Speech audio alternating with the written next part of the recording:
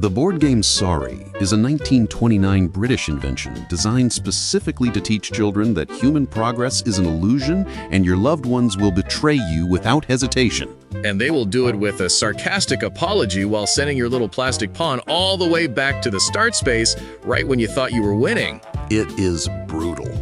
You spend half an hour creeping around the perimeter. You are 3 spaces away from victory, and your own mother drops a card that wipes out your entire existence. The history of the game actually makes the cruelty make sense. William Henry Story patented the modern version in England in 1929, but it is based on an ancient Indian cross and circle game called Pachisi. Pachisi dates back centuries. You can find depictions of it in the Ajanta caves from the 6th century CE.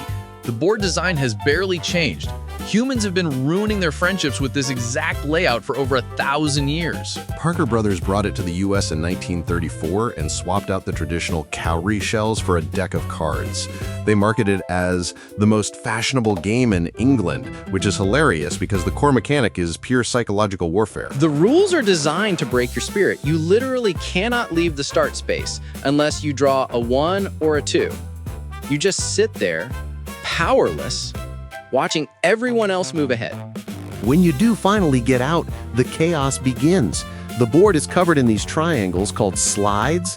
If you land on a triangle of another color, you activate a slide, wiping out every single pawn in your path, including your own, and sending them all back to the start. It consistently ranks on lists of the top friendship-destroying board games, right up there with Monopoly and Uno's Draw 4 card. The tension builds because your progress is never secure until you're completely off the board. But if you look past the rage quitting, the mechanics of Sorry form a profound map of how life actually works. We treat getting bumped back to start as the ultimate failure. Your pride takes a massive hit, you feel exposed, stripped of your progress, and forced to begin again from nothing. Look at the board itself. Home base, the start space, is the safest spot on the entire cardboard square. Nobody can touch you there. You are completely protected from the sliders, the opponent attacks, and the random bad draws.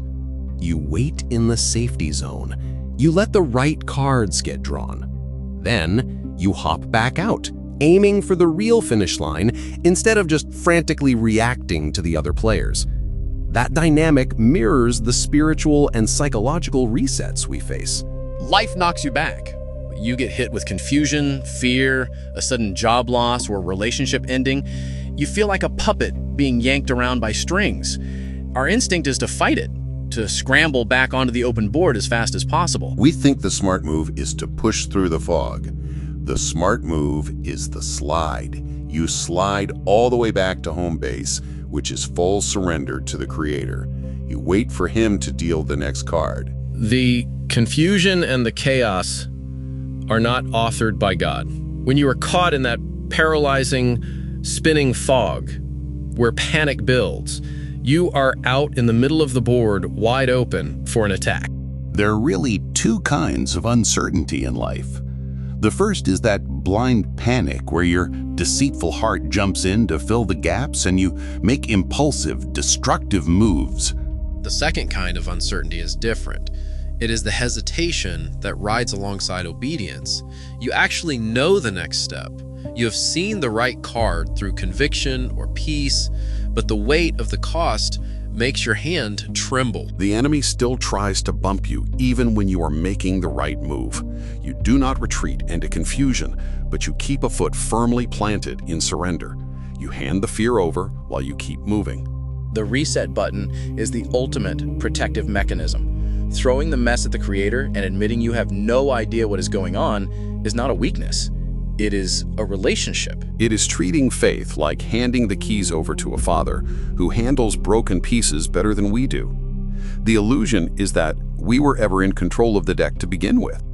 Here is the harshest truth about those sorry moments. Most of the time, the card wiping out our progress was not played by a random opponent or bad luck. It was played by us.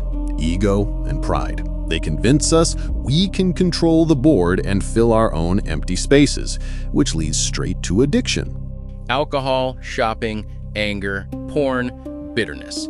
Addiction is just ego manifesting as a hidden sorry card. You think you're making progress on your own terms, but the ego trip is actively yanking the strings, blocking you from your real potential.